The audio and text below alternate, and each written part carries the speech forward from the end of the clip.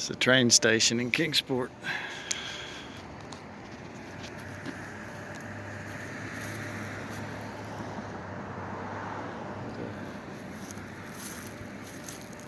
This town was made from scratch, pretty much.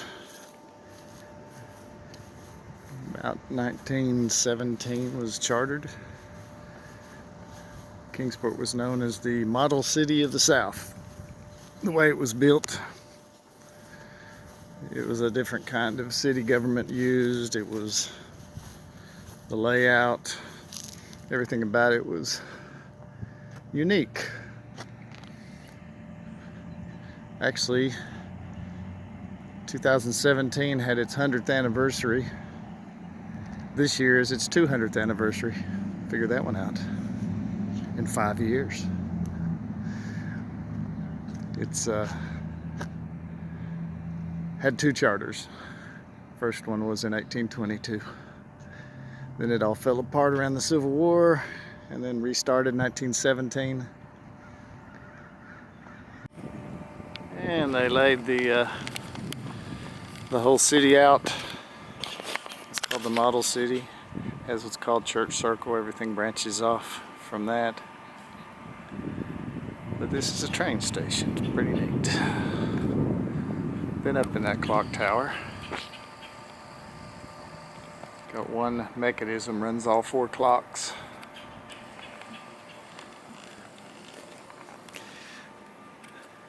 This is about the third piece of how I got on the Summer Wells journey. It was first was the paper, second was the parade, and then later into the Funfest. There was lots and lots of things that different families can do, but one of them was what was called bread making.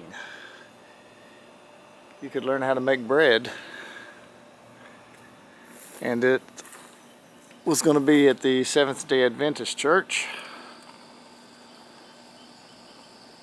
And so on that day I'd done various things, but I went to that function. Then there was another big one about the same time, but I wanted to do that because bread making sounded unique for the news and for the city to have. And so I went to the Seventh-day Adventist, went inside to start photographing, and how do you say it? Lo and behold, there was that other woman walking with Candace in the parade. And she introduced herself as Robin. And that was really my second meeting. We talked just a little, talked about the parade. I can't remember really much of what we said, but got a lot of footage, and I remember I was hungry. I commented, bad place to come when you're hungry bread making and you gotta wait for them to make it and cook it. And I had to take off to go down to another function, some big outdoor shindig dance, wahoo. And if I remember right, I think maybe I'd left, maybe they had offered, they said we could make a loaf if you would like one. And I may have given, I gave them my number. And so while I am at the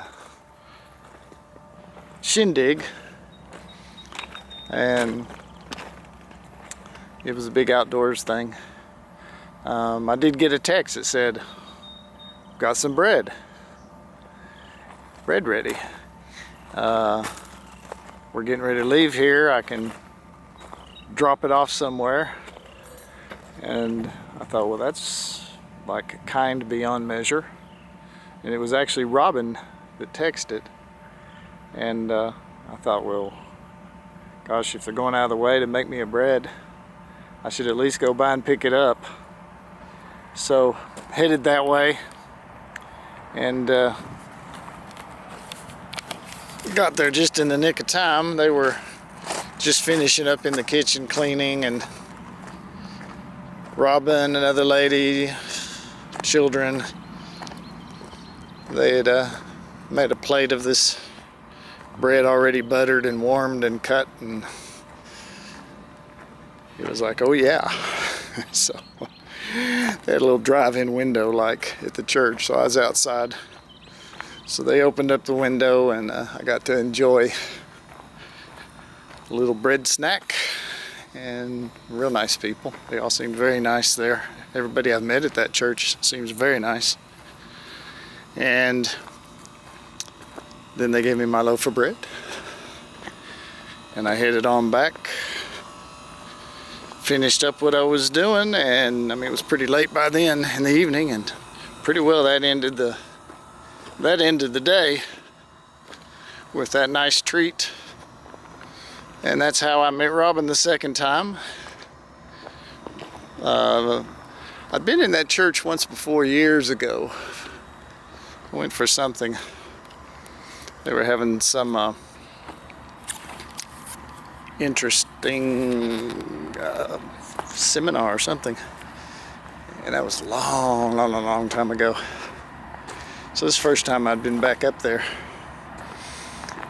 and like I said, everybody there was extremely nice and thoughtful, of course.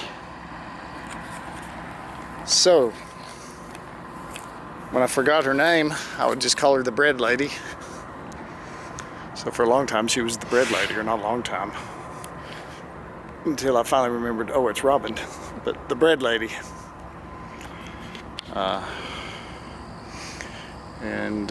Very nice. And I don't think it was long right after that. I don't know, made some contact, something about the case. I can't remember exactly, but got to go up to the park. She was at the park with her family, so I got to go up and meet her husband and get to know him. Real nice people. He's nice, solid guy, very solid. And so that was not long after that. I can't remember the exact order of how those events happened, but it was good to meet him. And the bread was delicious. And Robin was friendly from day one and continues to be that way. The church is very nice. When I've seen other people, oh, that's what it was. It was a church, they were having a church picnic. And I think there was like an invite or something like that, or if you want to come by or something, I can't remember. And I was in the area photographing and thought, oh, well, yeah, I should zoom by, because I definitely wanted to meet her husband. And then that was just a little bit of time, just a little after the bread. Funfest was over at the end of that week. That was there in July,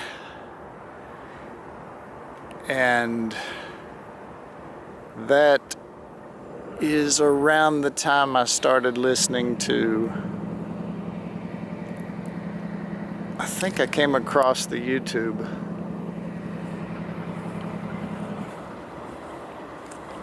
It was the interview room. I think that was the first thing I heard. I have my own thoughts on that, which I thought that was excellent at the time, until he came to a certain spot, and I could tell when he said what he said that it just was going to probably cause all sorts of bad stuff. And I wished he hadn't gone that way.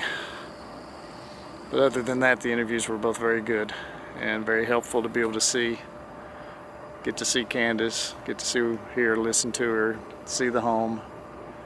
I know people were like shocked with the home, but they don't know this area. You can drive down Beach Creek and see all sorts of homes. that a lot of people may not like to keep their home that way, but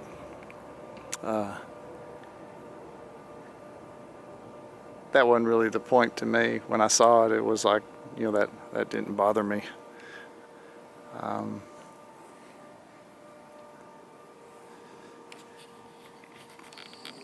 However, I'll probably I'll discuss that. I'll discuss that another time.